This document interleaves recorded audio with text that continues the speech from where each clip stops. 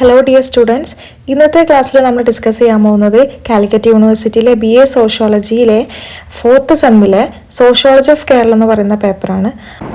അപ്പോൾ ഇതിലെ ഏറ്റവും പ്രധാനപ്പെട്ട ഒരു ടോപ്പിക്കായിട്ടുള്ള land reforms changes in agrarian relations എന്ന് പറഞ്ഞിട്ടുള്ള ടോപ്പിക്കാണ്.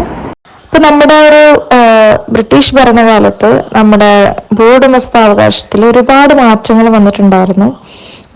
ഇപ്പം നമ്മൾ മുൻ ക്ലാസ്സുകളിൽ ഡിസ്കസ് ചെയ്ത പോലെ zamindari system, Mahalwari system, ryotwari system, അതുപോലെ തന്നെ ജമ്മി കുടിയാൻ സമ്പ്രദായങ്ങൾ, പിന്നെ അതുപോലെ തന്നെ കുറെ നികുതി വ്യവസ്ഥകൾ വന്നിട്ടുണ്ടായിരുന്നു. അതിന്റെ ഭാഗമായിട്ട് സമീന്ദാരി പോലെയുള്ള സംഭവങ്ങൾ, മധ്യസ്ഥവർഗക്കാര്, അങ്ങനെയുള്ള ഒരുപാട് വിഭാഗങ്ങൾ, ഒരുപാട് രീതിയിലുള്ള മാറ്റങ്ങൾ നമുക്ക് സംഭവിച്ചിട്ടുണ്ടായിരുന്നു.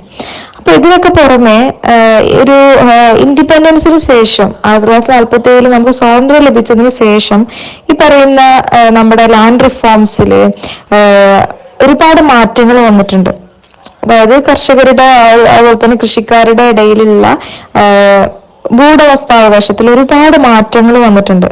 അപ്പം അത് പ്രധാനമായിട്ടും ഗവൺമെന്റിന്റെ എഫേർട്സ് കൊണ്ട് തന്നെയാണ്, ഗവൺമെന്റ് കഠിനമായിട്ടുള്ള പരിശ്രമം കൊണ്ട് തന്നെയാണ് ആ മാറ്റങ്ങളൊക്കെ വന്നതെന്ന് പറയുന്നുണ്ട്. അതായത് ആളുകളുടെ ഇടയിലുള്ള ഇപ്പൊ കർഷകര്, അതുപോലെ തന്നെ ഭൂവുടമസ്ഥര്, അതുപോലെ തന്നെ പണം പലിശക്ക് കൊടുക്കുന്ന ആൾക്കാർ, അങ്ങനെ ഓരോ വിഭാഗങ്ങളായിട്ട് ഒരു ഇൻഇക്വാലിറ്റി ആയിരുന്നു ആളുകളുടെ ഇടയിൽ നിലനിന്നിട്ടായിരുന്നു, ഒരു അസമത്വമായിരുന്നു ആളുകളുടെ ഇടയിൽ ഉണ്ടായിട്ടുണ്ടായിരുന്നത്. അപ്പൊ അത് മാറ്റിയിട്ട് എല്ലാവർക്കും ഒരു സോഷ്യൽ ഈക്വാലിറ്റി കൊണ്ടുവരണം എന്നുള്ള ഒരു ആവശ്യമാണ് ഗവൺമെന്റ് ആദ്യമായിട്ട് മുന്നോട്ട് വെച്ചിട്ടുണ്ടായിരുന്നത്.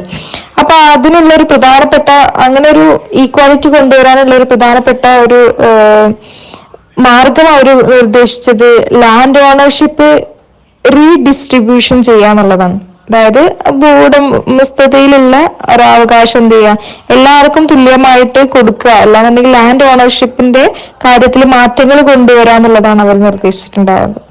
എന്നാൽ മാത്രമേ നമുക്കൊരു എന്താ പറയാ, ഒരു ഡെമോഗ്രഫിക് സോഷ്യൽ സ്ട്രക്ചർ എന്ത് ചെയ്യാൻ പറ്റുള്ളൂ, ഉണ്ടാക്കാൻ പറ്റുള്ളൂ എന്നുള്ള രീതിയിലാണ് അവർ പറഞ്ഞിട്ടുണ്ടായിരുന്നത്. പിന്നെ അതുപോലെ തന്നെ ഈ കർഷകർ പല രീതിയിൽ ചൂഷണം ചെയ്യുന്ന ഒരു സിറ്റുവേഷൻസും കാര്യങ്ങളൊക്കെ ഉണ്ടായിരുന്നു. അപ്പൊ അതൊക്കെ എന്ത് ചെയ്യുക, എലിമിനേറ്റ് ചെയ്ത് കളയുക, ഇല്ലാതാക്കി കളയുക. അതുപോലെ തന്നെ സൊസൈറ്റിയിൽ ഒരു ഈക്വാലിറ്റി, ജസ്റ്റിസ്, നീതി കൊണ്ടുവരിക. പിന്നെ അതുപോലെ തന്നെ പാവപ്പെട്ട ആളുകളൊക്കെ എന്ത് ചെയ്യുക, സപ്പോർട്ട് ചെയ്ത് കുറച്ചും കൂടെ അവർക്ക് ലാൻഡൊക്കെ കൊടുത്ത് കുറച്ചും കൂടെ അവർക്ക് സെക്യൂരിറ്റിയും കാര്യങ്ങളൊക്കെ പ്രൊവൈഡ് ചെയ്യുക. അങ്ങനത്തെ കാര്യങ്ങളൊക്കെയാണ് എന്ത് സ്വാതന്ത്ര്യത്തിന് ശേഷം ഗവൺമെന്റ് ചെയ്തിട്ടുണ്ടായിരുന്നത്. ഇനി പറയുകയാണെന്നുണ്ടെങ്കിൽ അതിൽ കുറച്ച് ഒബ്ജക്റ്റീവ്സും കാര്യങ്ങളും ലാൻഡ് റിഫോംസ് അവർ കൊണ്ടുവരുന്ന സമയത്ത് കുറച്ച് ഒബ്ജക്റ്റീവ്സ് പറയുന്നുണ്ട്. അതായത് കുറഞ്ഞത് ഒരു 10 സെന്റ് ഉടമസ്ഥാവകാശം അല്ല. ഇപ്പം നമ്മള് ഭൂമി പാട്ടത്തിനെടുത്ത് കൃഷി ചെയ്യുന്ന കർഷകരൊക്കെ ഉണ്ടാവുമല്ലോ, കുടിയാന്മാരായിട്ട് നിൽക്കുന്ന കർഷകരൊക്കെ ഉണ്ടാവും. അവർക്ക് എന്ത് ചെയ്യാം, ഒരു കുറഞ്ഞത് ഒരു 10 സെന്റ് സ്ഥലമെങ്കിലും അവർക്ക് കൊടുക്കുക, ഭൂമി അവർക്ക് അവകാശം അവർക്ക് കൊടുക്കുക. അതുപോലെ തന്നെ കുറെ ഫ്യൂഡൽ പരമായിട്ടുള്ള ബന്ധങ്ങൾ, ഇപ്പൊ ഒരു മുതലാളി തൊഴിലാളി അല്ലെങ്കിൽ ഭൂവുടമ അതുപോലെ തന്നെ കർഷകർ എന്നുള്ള രീതിയിലുള്ള ആ ഒരു ബന്ധങ്ങൾ എന്ത് ചെയ്യുക, അവസാനിപ്പിക്കുക. അപ്പൊ യഥാർത്ഥ കർഷകർക്ക് കൃഷി ചെയ്യുന്ന രീതിയിൽ അത് കൊടുക്കാം. ഇപ്പം സെമീന്ദാരി സമ്പ്രദായം പറയുന്നത് പറയാം.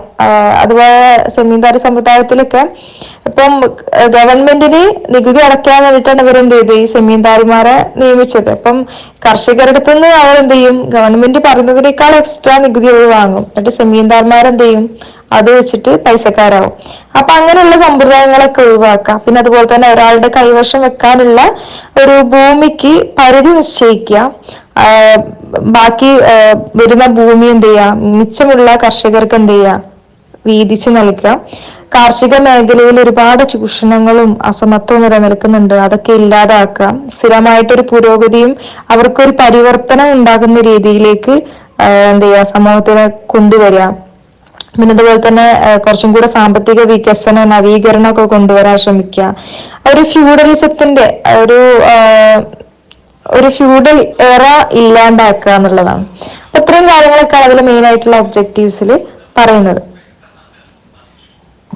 നെക്സ്റ്റ് ബില്ലിൽ പറയണതൊക്കെ കുറെ അതിന്റെ ഭാഗമായിട്ട് ഗവൺമെന്റ് പിന്നീട് നടപ്പിലാക്കിയിട്ടുള്ള ഒരുപാട് ബില്ലും കാര്യങ്ങളും നിയമങ്ങളും കാര്യങ്ങളൊക്കെയാണ് നെക്സ്റ്റ് ഇതിൽ ഫുള്ള് ഡിസ്കസ് ചെയ്യുന്നത്.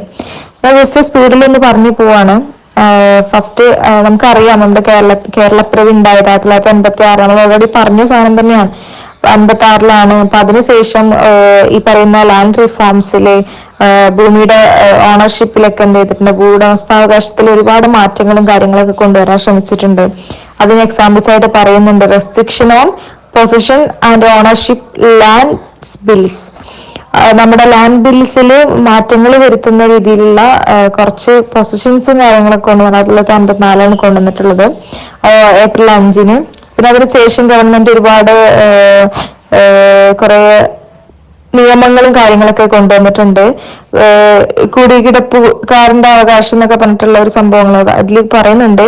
ഇൻക്ലൂഡിങ് ടെനറ്റ്സ്, അതായത് കർഷകരുണ്ടാവില്ലേ, കുടിയാന്മാരൊക്കെ, അവർക്കുള്ള അവര് എന്താ പറയാ കുടികിടപ്പുകാർ എന്നാണ് അറിയപ്പെടുക. അപ്പൊ അവർക്കുള്ള ഒരു അവകാശങ്ങളും സംഭവങ്ങളൊക്കെ പ്രൊവൈഡ് ചെയ്യാന്നുള്ള ഒരു സാധനം. പിന്നെ അതുപോലെ തന്നെ 1959 ആകുമ്പോഴേക്ക് കേരളത്തിലെ next step of agrarian reform bills publish ചെയ്യണ്ടായി. പിന്നെ Kerala agriculture relations bill KRB എന്ന് പറഞ്ഞിട്ടുള്ള ഒരു ബില്ല് പബ്ലിഷ് ചെയ്യണ്ടായി. അതിന് പ്രധാനമായിട്ടും പറയുന്ന 3 ക്യാരക്ടറിസ്റ്റിക്സ് പറയുന്നുണ്ട് ആ ഒരു ബില്ലില്. ഒന്നെന്ത് പറയാം, പെർമനന്റ് ടെനൻസിന് എന്ത് ചെയ്യാം, കുറച്ച്, അതായത് ഇപ്പം നേരത്തെ നമ്മൾ പറഞ്ഞ പോലെ തന്നെ മാക്സിമം എമൗണ്ട് ഓഫ് ലാൻഡ് ഒരാളെ കയ്യിൽ വെക്കുന്നതിൽ പരിധി ഉണ്ടാവുക. മാക്സിമം എമൗണ്ട് ഓഫ് ലാൻഡ് ഒരാളെ കയ്യിൽ വെക്കാൻ പറ്റുള്ളൂ.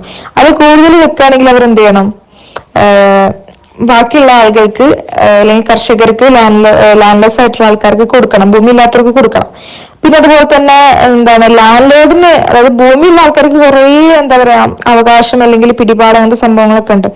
അതൊന്നും ഇല്ലാതാക്കുക. അതൊക്കെ ഇല്ലാതാക്കിയിട്ട് എന്താ പറയാ എല്ലാവർക്കും, ലാൻഡ് ഓണേഴ്സിന് പ്രത്യേകിച്ച് വലിയ ഇമ്പോർട്ടൻസ് ഒന്നും ഇല്ലാത്ത രീതിയിലേക്ക് ആക്കുക. പിന്നെ അതുപോലെ തന്നെ കർഷകരെ ഒരു രീതിയിലും ഫോഴ്സ് ചെയ്യുന്ന രീതിയിൽ, അല്ലെങ്കിൽ അവരെ എന്താണ് മോശക്കാർ എന്താ പറയാ അവരെ എക്സ്പ്ലോയിറ്റ് ചെയ്യുന്ന രീതിയിൽ, ചൂഷണം ചെയ്യുന്ന രീതിയിൽ ഒന്നും ചെയ്യാതിരിക്കുക. പിന്നെ അതുപോലെ നെക്സ്റ്റ് ഞാൻ നേരത്തെ പറഞ്ഞ പോലെ തന്നെ ലാൻഡ് സീലിംഗ് ലിമിറ്റ് കൊണ്ടുവരാം. ഒരാൾക്ക് 15 ഏക്കർ ഭൂമി മാത്രമേ കൈവശം വെക്കാൻ പാടുള്ളൂ, അദ്ദേഹത്തിന്റെ ഫാമിലിക്കും കൃഷി ചെയ്യാൻ വേണ്ടിയിട്ട്. അതിൽ കൂടുതൽ ഉണ്ടെന്നുണ്ടെങ്കിൽ അത് എന്ത് ചെയ്യേണ്ടി വരും, ഒന്നുകിൽ ഗവൺമെന്റ് എടുക്കുന്ന രീതിയിൽ, അല്ലാന്നുണ്ടെങ്കിൽ അത് ഗവൺമെന്റ് ഭൂമി ഇല്ലാത്ത കർഷകർക്ക് വിതരണം ചെയ്യുന്ന രീതിയിൽ. അപ്പൊ അങ്ങനെയുള്ള കുറെ കാര്യങ്ങൾ വന്നിട്ടുണ്ടായിരുന്നു. കുറെ നിയമങ്ങളും കാര്യങ്ങളൊക്കെ ഗവൺമെന്റ് കൊണ്ടുവന്നിട്ടുണ്ടായിരുന്നു. എന്തിനു വേണ്ടിയിട്ടാണ്, ഈ പാവപ്പെട്ടിട്ടുള്ള കർഷകരുടെ അവരുടെ ഉന്നമനത്തിനും അതൊക്കെ വേണ്ടിയിട്ടാണ് ഈ പറയുന്ന രീതിയിലുള്ള നിയമങ്ങളും റിഫോംസും സംഭവങ്ങളൊക്കെ കൊണ്ടുവന്നിട്ടുണ്ടായിരുന്നത്. അപ്പൊ ഇത്രയും കാര്യങ്ങളാണ് ഈ ഒരു ടോപ്പിക്കിൽ ഡിസ്കസ് ചെയ്യാനുള്ളത്. ജസ്റ്റ് ഒരു ചെറിയൊരു സിമ്പിൾ ടോപ്പിക് തന്നെയാണ്, ജസ്റ്റ് ഒന്ന് വായിച്ചു നോക്കുക. ഈ പറഞ്ഞ കാര്യങ്ങളൊക്കെ തന്നെ ഉള്ളൂ ഇതിൽ ഇമ്പോർട്ടന്റ് ആയിട്ട്. അപ്പൊ ജസ്റ്റ് ഒന്ന് മനസ്സിലാക്കി വെക്കുക, ചിലപ്പം ക്വസ്റ്റ്യൻസ് വരാൻ സാധ്യതയുണ്ട്. Okay, thank you for watching.